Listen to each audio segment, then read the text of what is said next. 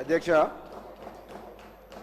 నేను ఎక్కువ సమయం తీసుకొని ఒక ఇంపార్టెంట్ పాయింట్ అధ్యక్ష, ఈ నేమ్ విషయంలో మన హరీష్ రావు గారు పాల్వాయి హరీష్ గారు చెప్పినట్టు వైటీడీఏ అనేది ఆ షార్ట్ ఫామ్ ఎట్లా వచ్చిందో మన అంత ముందుకు యాదగిరి గుట్ట టెంపుల్ దేవస్థానమా మరి ఏ విధంగా వచ్చిందో, కానీ ప్రభుత్వానికి మీ ద్వారా ముఖ్యమంత్రి గారికి కొండ సురేఖ గారికి నేను టెంపుల్ డెవలప్మెంట్ అనేది అయిపోయింది. ఇప్పుడు మాత్రం ఇప్పుడు కొత్తగా మనం ఒక కమిటీ తిరుమల తిరుపతి దేవస్థానం అంటున్నాం. అట్లా యాదగిరి గుట్ట దేవస్థానం అంటే వైజీడి అనేది కరెక్ట్గా ఫిట్ అవుతుంది అధ్యక్ష. నేను అధికారులతో కూడా మాట్లాడినా వాళ్ళ మనసులలో కూడా అదే ఉంది. వైజీడి యాదగిరి గుట్ట దేవస్థానము ఎక్కువ షార్ట్ లేకుండా అది రిపీట్ కాకుండా టెంపుల్ వైటీడీ అనేది డెవలప్మెంట్ అథారిటీ అనేది హెచ్ఎండి అనేది అదంతా అప్పుడు ముందు పుచ్చుట. ఇప్పుడు మొత్తం డెవలప్మెంట్ అయిపోయింది, కమిటీ అయిపోయింది. మనము ఒక వైజీడి యాదగిరి గుట్ట దేవస్థానము. ఎస్, ఎందుకంటే మొదటి నుంచి కూడా అధ్యక్ష నా నియోజకవర్గం కూడా చౌటుప్పల మండలం నారాయణపూర్ దాదాపు 50% కాన్స్టిట్యున్సీ యాదాద్రి జిల్లాలోనే ఉంది.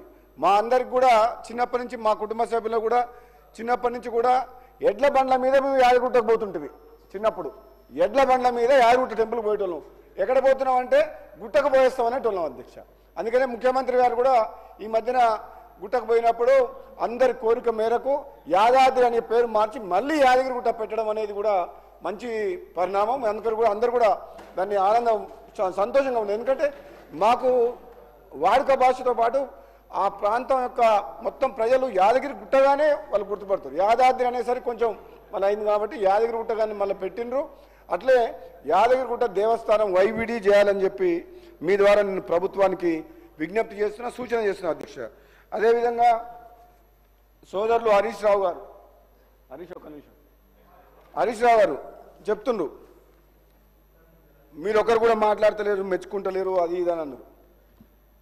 నిజంగా చెప్పాలంటే ఎక్కువ మెచ్చుకునే అంశాలు ఇవ్వలేవు, కానీ ఇది ఒక్కటి మాత్రం కేసీఆర్ గారిని అభినందించొద్దు.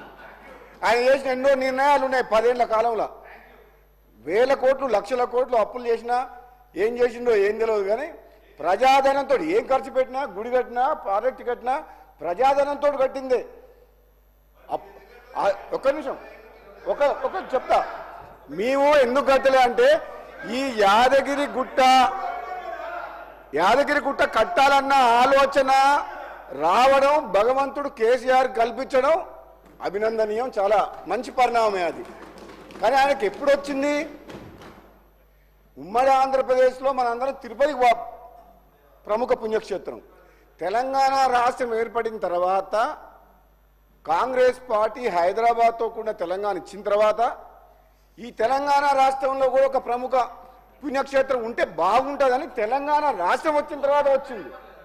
కాబట్టి అది మీరు వచ్చిండ్రు, మీరు కట్టిండ్రు. ఒకవేళ మేము అధికారంలోకి వస్తే మేము కట్టేవాళ్ళం. దాంట్లో ఏముంది? అందులో మీరు ఇంట్లోకెళ్ళి తీసుకొచ్చేం కట్టలే. ఆ 2000 కోట్లు ప్రజాధనం ఖర్చు పెట్టి కట్టిండ్రు. కానీ కట్టడం గొప్ప విషయమే.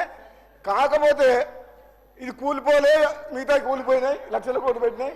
ఆ దేవుడు తండ్రి కాబట్టి 2000 కోట్లు కట్టిండ్రు. మంచిదే నేను చెప్తున్నా. ఇక్కడ లేదు ఇక్కడ ఏంటి డిస్టర్బెన్స్. హరీష్ రావు గారు మనస్ఫూర్తిగా కేసీఆర్ గారిని కాంగ్రెస్ పార్టీ తరఫున, ప్రభుత్వం తరఫున ఈ ఆలోచన చేసి ఈ గుడి పునర్నిర్మాణానికి మీరు ఇదంతా చేసినందుకు మేము అభినందిస్తున్నాం. దీంట్లో రాజకీయాలు ఏం లేవు. ఎందుకంటే మీరు కూడా మంచి పని చేస్తే దాన్ని కూడా అభినందించండి. పొద్దున్న లేస్తే ఫైటింగ్ మోడ్లోకి వచ్చి రోజు ఫైటింగ్ చేయకండి. ఎవరైనా థ్యాంక్ యూ కానీ ఒకటే అధ్యక్ష, ఇంకోటి గుడి ప్రారంభోత్సవం 2000 కోట్లు ఖర్చు పెట్టి ఇంత పెద్ద ఎత్తున గుడి కట్టారు కదా. గుడి ప్రారంభోత్సవం మాత్రం ముఖ్యమంత్రి గారు, వాళ్ళ పార్టీ ఎంపీలు, మంత్రులు, ఎమ్మెల్యేలు ఒక సైన్యంలాగా పోయి ప్రారంభోత్సవం చేసి, కానీ అప్పుడు నేను ఎమ్మెల్యేగా ఉన్న ప్రోటోకాల్, ప్రజాస్వామ్యం, సొమ్ముతోటి కట్టిన గుడి మాకు ఇన్ఫర్మేషన్ కూడా లేదు. లేదు, నేను ఎమ్మెల్యే నాకు లేదు. ఏంటంటే అధ్యక్ష ఒక మాట, హరీష్ రావు గారు మీకు కోపం రావద్దు, కానీ ఆనాటి మీ పరిపాలన రాచరిక పాలన, రాజుల పాలన, ఆ విధంగా మీరు చేసింది, ఆ మాట మీరు ఒప్పుకోవాలి. ఆ విధంగా నేనేం బాధపడ్డా, అరే మా నియోజకవర్గం చిన్నప్పటి నుంచి గుడిపోయేది, నా మున్గోడు నియోజకవర్గం ఉన్న దాంట్లో కనీసం నాకు ఇన్విటేషన్ రాలేదు. అంత పెద్ద ఆ ప్రారంభోత్సవం కూడా అధ్యక్ష, నాకు తెలిసినంత వరకు ఆ ప్రారంభోత్సవ కార్యక్రమానికి దేశవ్యాప్తంగా ఆధ్యాత్మికంగా ఎంతో మంది గురువులని, అవసరమైతే ప్రధానమంత్రి మొత్తం తీసుకొచ్చి చేయాల్సిన పని ఆ విధమైన గుడి. కానీ మరి ఎందుకు చేసిండో తొందర మళ్ళీ రావనుకున్నారో ఏమనుకున్నారో టక చేసేసిండ్రు. అది నేనే షాక్ అయినా, అంత పెద్ద గుడి కట్టిండ్రు, అది ఇట్లా చేసి ఇంత సింపుల్గా హడావుడిగా ఎందుకు చేసిండ్రు ఈ ప్రారంభోత్సవం? మేము అనుకున్నాం చిన్నజీఆర్ స్వామి గారిని పిలిచి పెద్ద ఎత్తున, అప్పుడేదో ఆయనతో కొంచెం భేదాభిప్రాయాలు మనస్పర్ధలు వచ్చి ఆయన పక్కన పెట్టేసిండ్రు. అరే అయిపోయింది కన్ఫ్యూజ్ అవుతాం మళ్ళా.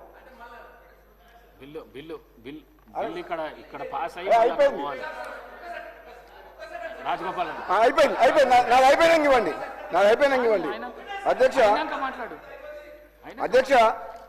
ఈ యాదగిరిగుట్ట పుణ్యక్షేత్రం రాబోయే రోజుల్లో హైదరాబాద్ నగరానికి మా సోదరుడు కుమ్మం అనిలరెడ్డి గారు శాసనసభ్యులు చెప్పిండ్రు, ఐలయ్య గారు చెప్పిండ్రు, ఇది ఎంతోమంది త్యాగాల పునాదుల మీద నిర్మాణం. ఎంతమంది అంటే నాకు తెలుసు, ఐలయ్య గారు నేను కలిసి పోయినాము, ఎంతమంది పేదలు వాళ్ళ చిన్న షాపులు, పెద్ద రోడ్లు వెడల్పు చేస్తుడు, ఇండ్లు షాపులు, వేల మంది నిర్వాసితులు అయిపోయినారు. ఈ మాట మనం అందరం ఒప్పుకోవాలి. వేల ఎకరాలు మనం టేక్ ఓవర్ చేసినాం, తక్కువ రేట్లకు తీసుకుని ప్రభుత్వం, కానీ బ్రహ్మాండంగా చేసినాం. కానీ దాంట్లో ఎంతోమంది అదైంది, ఆ బాధ ఉన్నది. కానీ ఇప్పటికి కూడా రాబోయే రోజుల్లో కూడా నష్టపోయిన ప్రజలకు ఏ విధంగా ఆదుకోవాలి, అదేవిధంగా పుణ్యక్షేత్రాన్ని టూరిజం స్పాట్గా డెవలప్ చేస్తే రేపు ఫ్యూచర్లో నాకు తెలిసి దాదాపు హరీష్ రావు గారు అంటే 1,00,000 మంది వచ్చే అవకాశం ఉంది. హైదరాబాద్ నుంచి మెట్రో కూడా డైరెక్ట్ గుట్టకేసినా మనకు ప్రాఫిటబుల్ ఉంటుంది line. Metro train separate line కూడా గుట్టకేసిన, ఎందుకంటే ఎక్కడో లేదు, హైదరాబాద్ నానుకొని ఉంది, త్రిపుల్ ఆర్ నానుకొని ఉంటుంది. కాబట్టి ఈ గుట్టని కూడా ప్రభుత్వం అన్ని విధాలుగా ఒక టూరిజం స్పాట్ లాగా, ఒక మంచి ఆధ్యాత్మిక కేంద్రంగా డెవలప్ చేయాలని చెప్పి మీ ద్వారా ప్రభుత్వాన్ని కోరుకుంటున్నాను. Thank you.